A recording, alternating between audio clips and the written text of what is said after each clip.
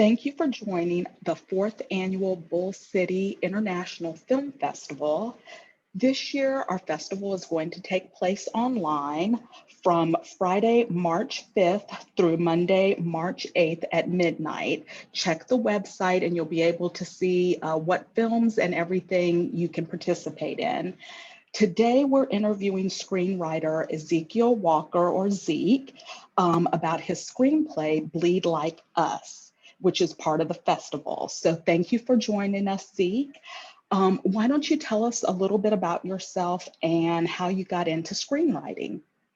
Yeah, sure. Well, the title is "Bleed Just Like Us." I know it's only one word, but it's from a Biggie song from the '90s. So it's like a real kind of it's real cultural. But yeah, I was really excited when I saw the film festival. I was really excited to have one here in North Carolina from Charlotte.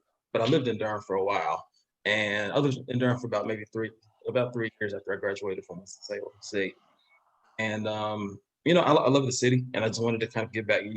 I started writing movies last year, and I wanted to kind of reflect where I came from already. And plays a part in the movie as well. And yeah. Definitely. So, what was your inspiration for writing the screenplay? I think really just going to, like I said, Winston-Salem State. The movie delves a lot into HBCU culture and just college culture and being a kid. And as an adult, once you leave college, you find yourself reflecting back on it almost as soon as you leave, because there's just nothing else like, especially an HBCU experience. There's nothing like it. So I think a lot of reminiscing, a lot of going back to homecomings and just talking to a lot of people, and then just bringing back those kind of old memories and just kind of experiences, and it all culminated into the script. So, the main character, Corey, the screenplay follows him from his later years in high school through college graduation. Can you tell us a little bit more about Corey and why it was important to tell his story? Yeah, well, I find that with him in particular, uh, his journey was something that I felt like I didn't really know when I started. It actually changed 3 to 4 times. Um, and he went through a lot, very quickly in the script. It was very sudden. Like he had to make decisions kind of quickly. But after that, he had a lot more room for growth and room for development. And I felt like with him, I related to that directly because it's easy, especially for I guess younger Black men. In college, and you have a love interest, or you maybe have a friend that's that that's not close with anymore. But for whatever reason, you find yourself distracted. And meanwhile, while you're distracted, things are still moving without you.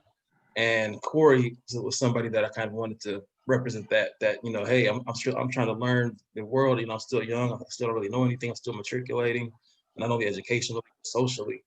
But while I'm learning these things, there's still a world out here that's moving, regardless without me. And I just kind of like making Corey that example of somebody that was willing to learn and vulnerable enough to put himself in vulnerable positions, but also engulfed within a world and with around people that make choices bigger than him.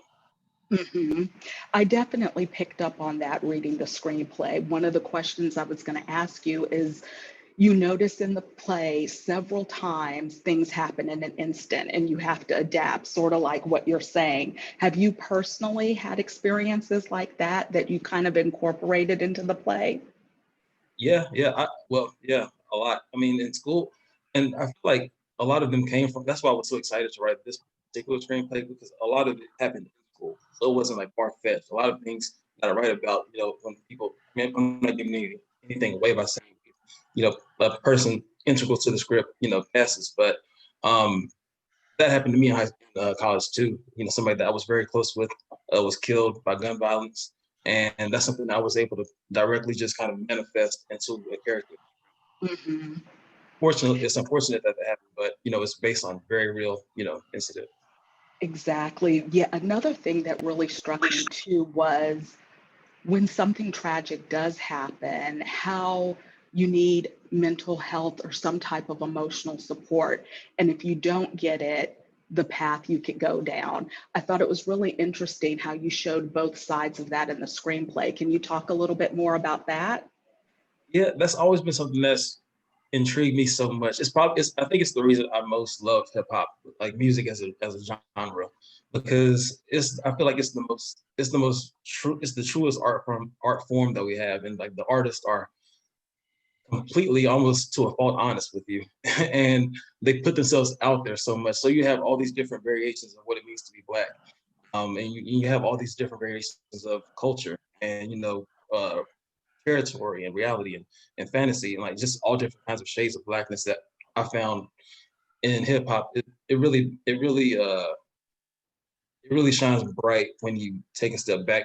And even though, like I said, hip hop is the main, I would say, conduit to getting those expressions out, that's just a Black thing, though. Like just having these types of experiences and being able to relate to them and laugh with each other and cry together and respond quickly on a dime. Like we all had to just like respond to something that just happened all of a sudden, and we weren't prepared for it. And we could go this way or we could go that way, but and we know people, good people, that had a decision to make and they just made it.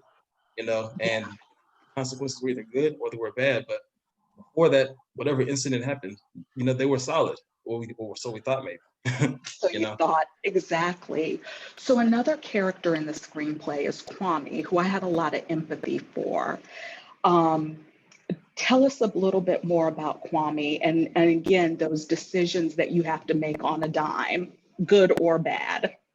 Yeah, and this is gonna sound like a commercial for you guys, but I'll be honest. Like I wrote this last year, and I've tried to submit, to different film festivals and whatnot, and some have worked and some hadn't. But I can honestly say the feedback that I got from you guys it was exactly what I needed, like exactly. It was so spot on. Like everybody that took the time, I appreciate. I don't know the names, but I appreciate everybody that did, because I read every word of every coverage, and took it to heart. Just embraced it. And I've changed. It's when you talked about Kwame, that's what made me think of that, because I've this whole week I've just been kind of like wrapping my brain and like just rewriting certain scenes and just thinking about different things that I feel like were missed and opportunities that were obvious to you guys, but were just oblivious to me. So, Mhm. thank you for that, just first and foremost. But with Kwame, he was definitely one of the characters I felt like he was one that was more interesting. When I was a kid, I used to always love movies that explore the villain aspect more than the hero. I always thought they were more compelling. Joker's more interesting than Batman to me, or or Jafar is better than Aladdin or whatever. Like I just love the villains. I always wanted to know more about them, like what in their life happened to them to make them the person that they are. And that's kind of what Kwame, like trying to make him a villain, but also very relatable at the same time. Very much so, yes. Corey and Nina's relationship is central to the story too. So tell us a little bit about Nina and their relationship and why it was important for you to write about them. Yeah, well, honestly, I just think it's cool to have Black love, or just seeing it on screen a lot. I just think it's even at a young age, even as like college kids that are just trying to like get to know each other, just getting to know themselves. I just think it's a dope thing to put on screen, and it's something that we just need to see more of. And I've I've never been to Detroit, but for some reason it's like I grew up in Charlotte, and I remember like growing up in the '90s with Barry Sanders and Big Sean. Now, just something about Detroit has always been cool to me. So I wanted her to be from Detroit, and it's just I don't know, just the whole Motown vibe. So everything I wanted to pair them up and see how they fit. And also, like one of the notes you had written before, I'm not sure if you, but Bull City had written was just exploring Nina more and just getting to know her a little bit more. And Mhm. I was able to do that in my rewrite. And like I said, it was just it's I feel much happier now than I did when I submitted it to you guys before. So I appreciate it. That's good. We definitely need to see representation of Black people and all people, and also representation of young Black love so we can see ourselves reflected on the screen. Um, what else would you like the audience to know about your screenplay? I would say that I think. Well, I don't want to say I think. I know it's original. I pride myself on just making things that are just out. I try. I watch a lot of TV, but I also don't want to pick anything up at the same time, which is weird because you're gonna end up picking up things. But I I, I like to be as original as possible and as just make things that speak to us. Dialogue is very important to me, so I always make sure my characters have somewhere to go, and they're saying it the way that we say it when we talk to each other, and it doesn't sound stiff, and it doesn't sound like somebody that's not from our culture wrote it. So just things like that. I like to be authentic. I guess that's what I'm trying to say. It's an Mm-hmm. authentic original screenplay. So do you have any plans to shoot the screenplay and maybe possibly direct it yourself or have someone else directing it? Where do we stand with that?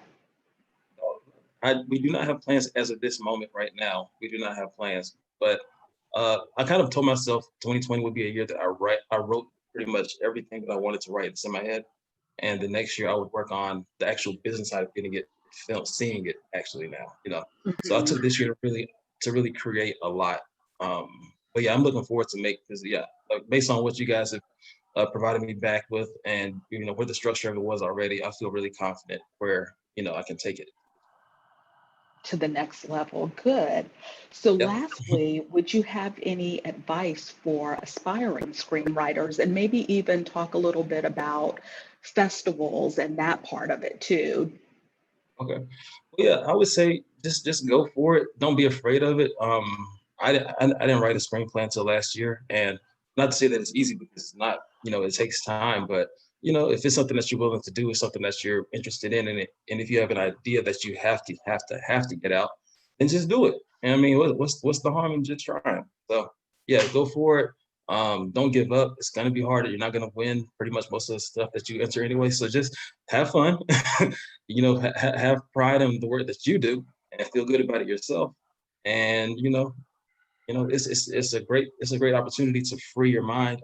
Before this, I used to write nonfiction books about African American culture, and while I like that a lot, this is by far my favorite form of writing. So you know, Definitely. And I'll add, if you have that story in you and it's there and years go by and it's still there, it's telling you to write the story. It needs to yeah, be told.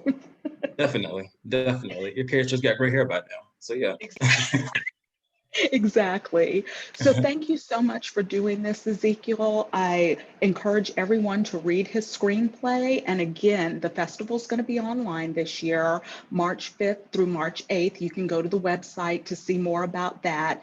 And I look forward to seeing what else you do in the future. Thank you, and thank you again for the coverage. I really appreciate it. Thank you a lot.